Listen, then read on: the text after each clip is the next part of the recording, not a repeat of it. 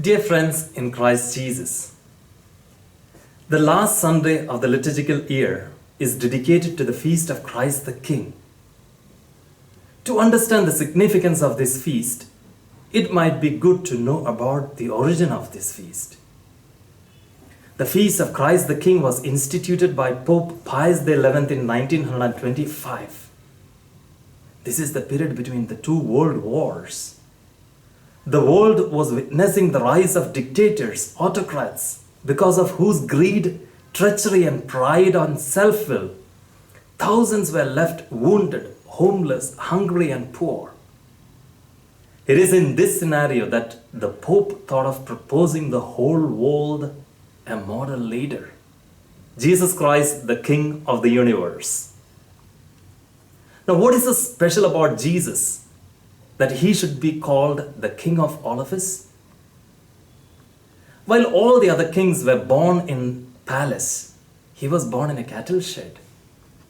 While all the other kings grew up in opulence, he had to flee from his own house, town, and country for safety.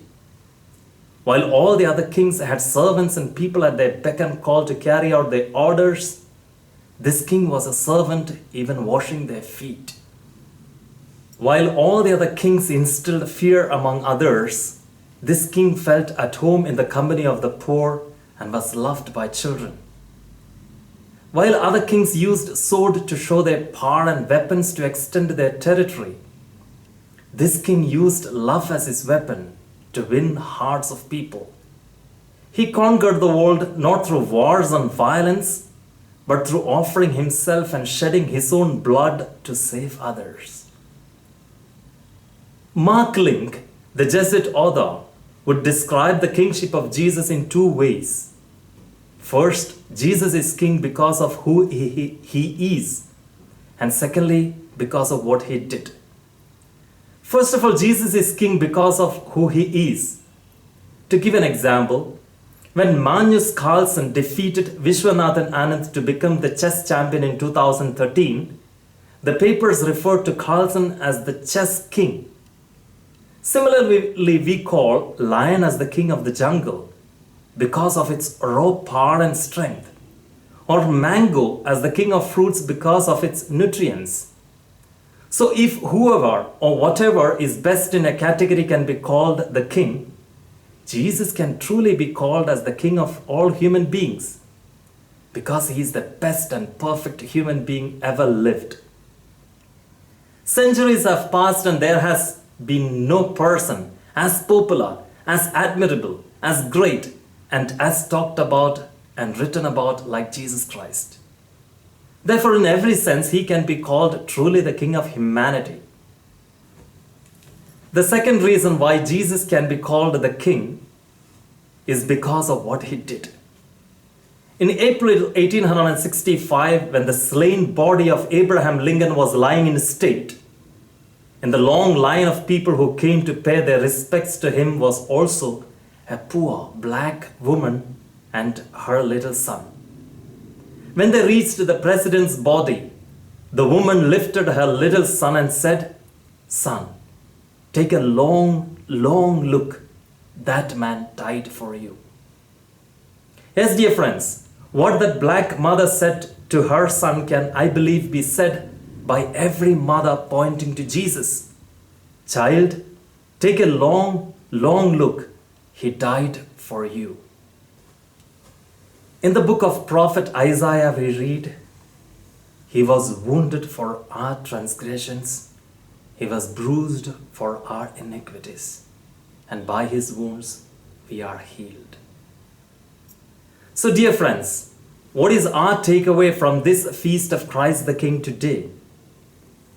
First of all, let us try to know Jesus, the eternal King of humanity, whose kingdom lasts forever. When in our daily lives we have to face the brunt of bad governance and governments, with corruption, anarchy, and lawlessness, we should not get discouraged because no human kingdoms have lasted for eternity. If you take a walk in Rome, from the central station to the banks of river Tiber, we can see Colosseum, Circo Massimo, the Roman Forum, and Largo Argentina. They all tell the stories of great kings and empires. But what remain now are just ruins. The French leader Napoleon Bonaparte, after his defeat at the Battle of Waterloo in 1815 and banished to the island of St. Helena, seems to have said in his loneliness before death, "No kingdoms in this world have lasted except that of the Nazarene." The second message that we could take from the feast of today is to recognize what Jesus did for us and provide us with the impetus to be always loyal and be part of this kingdom. St. Paul reminds us in 1 Corinthians that we have been bought with a price. And therefore, we are called to live as worthy citizens of this kingdom. Now, how are we to become a worthy citizen? Is by following the rules of this kingdom. And there is no other rule given to us by this king except the rule of love. Loving God, loving one another. What that Roman soldier said after arresting Jesus as a mockery, let us say with conviction, "Hail, King of the Jews." Nay, hail, King of the universe. God bless us all. Amen.